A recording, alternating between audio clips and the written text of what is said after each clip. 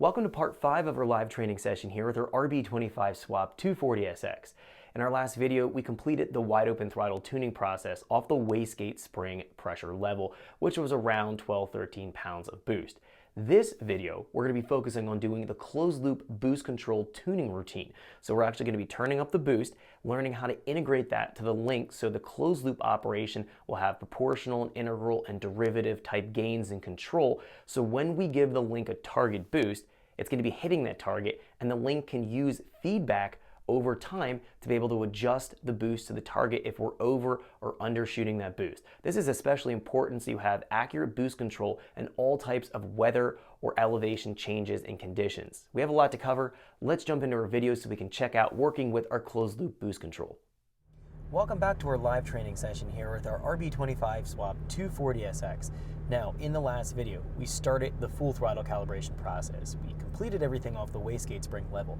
Now we're going to complete that full throttle calibration process using boost control and turning up the boost pressure.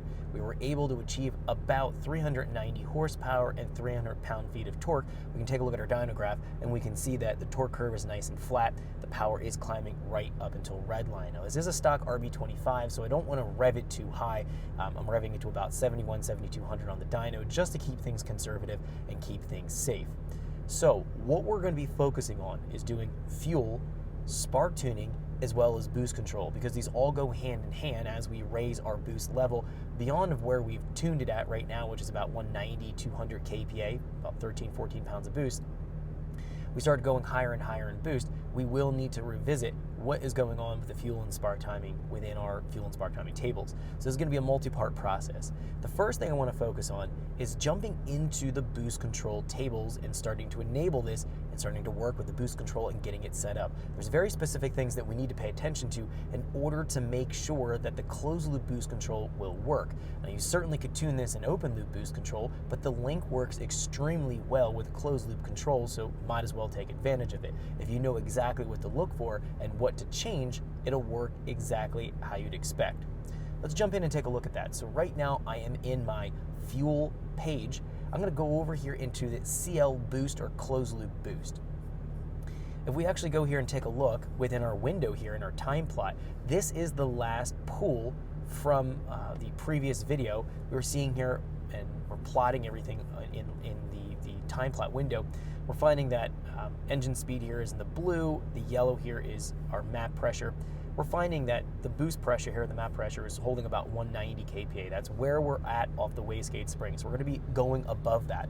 I want to hit about 240 kPa. So I need to go in and start to define some of our boost targets and boost base duty tables in order to get to that higher level and do so in a controlled manner. Now, if we take a look at our other lanes of data here in this time plot window, wastegate duty cycle is what we send out from a 0 to 100% scale, controlling the duty cycle to the boost solenoid. That'll be increasing the amount of airflow to the top port on the wastegate and turning up the boost pressure. So we'll find once we start to enable the boost pressure, this wastegate duty cycle will have an output to the solenoid, which should turn things up. We'll also have a proportional, integral, and derivative gains. How much contribution of duty cycle adjustment it's going to make to the base wastegate duty cycle values that we're going to be working with and programming. It's our job to go in and have proper base wastegate duty cycle values. This is the same kind of idea in terms of boost control, comparing it to the fuel control. In fuel control, our main fuel table represents the base injector pulse width. The closed loop compensation, we know we can implement it to correct what is going on with our lambda or air fuel and get it closer to the target. Now, our job is to calibrate that base VE table or the main VE table in order to make sure we have a proper base injector pulse width being calculated. From there, the closed loop compensation, as long as it's close, will make minor adjustments. That's the same kind of concept here with closed loop boost control. We want to have a good base duty cycle value table so that when we're working with the boost control, the PID gains or the PID adjustments in terms of duty cycle will be minimal and the boost will track exactly how we'd like. So let's jump in here and set this up. There is a lot of tables to look at, but we can break this down and simplify it. Looking here under boost setup, right now under boost mode, I'm going to set this to closed loop, which is going to require me to go in here and just click yes and allow these tables to start to populate. The boost source is going to be map pressure. We do have some options here for other pressure inputs, but I'm going to be using the map pressure sensor.